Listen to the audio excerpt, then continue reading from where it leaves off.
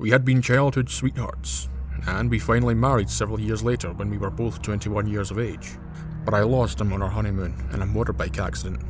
I felt guilty for surviving. I'd always been afraid of ghost stories, and was even more so after he passed away, doing my best to make sure I was never alone, even though I would have loved to see him again. The idea of seeing his spirit was just too much for me. My family took me to stay in a log cabin in the woods, which my husband would have loved, as he was a nature lover. Even though my parents cooked out and tried to get me involved, all I wanted to do was sleep so I could avoid the grief. Early one morning, I felt like I was being watched, and I freaked out. I decided to get up and go for a walk on my own in the woods. Seeing the mist put me in a dreamy frame of mind, and I wandered along in a trance. I tried not to think about my husband and the feeling I had when I woke up, but the sensation hit me again as I approached the top of the first hill. Not knowing what to do, I stood still and looked around, totally confused. My hair prickled and my blood froze when I saw the apparition of a woman in a crimson dress further up the trail. I gasped when I realized her dress was totally soaked in blood. I'd smelled the blood, but put it down to being in the woods. She kept her head bowed as her long black hair seemed to blend into the dress, and the blood continued flowing onto the ground around her. I could hear quiet weeping and sorrowful moans. I started to slowly step backwards, but she floated closer towards me with each step I took.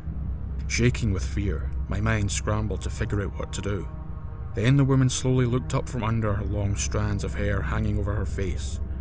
I saw large, dark eyes staring at me, and her scarlet lips trembled as she wept. When she brought her hands up to clasp together against her chest, I saw that they were covered in blood.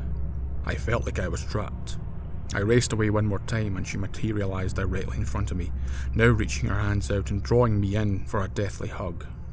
I screamed as I felt her cold, wet body squeezing me to her, feeling the blood seeping into my own clothes and smelling the scent of death all around me. Her hideous face was only centimeters away from mine. I yelled, "What do you want? Please, let me go."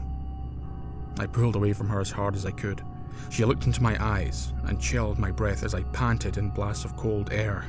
She spoke telepathically to me, as I didn't see her lips move, apart from the trembling. "I will let you go if you let him in." She leaned in and planted a cold, bloody kiss on my cheek. Somehow, I knew what she meant, and I struggled a little more, until it dawned on me that the only way I could get away from her was to agree. "Okay, I will. Just let me go." In an instant, she vanished, and I was left on my own, or so I thought. I turned around and saw my husband there, surrounded in a golden halo, and smiling with his arms out. I ran to him and felt his arms wrap around me. Sobbing into his chest, I cried out, "How is this happening?"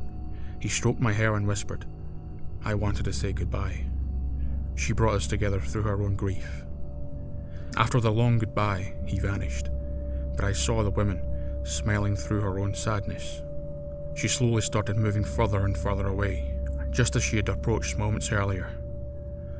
I felt an overwhelming sense that she was still profoundly sad, but felt happy that she was able to give us what she had longed for, just one more moment with a loved one who has passed away.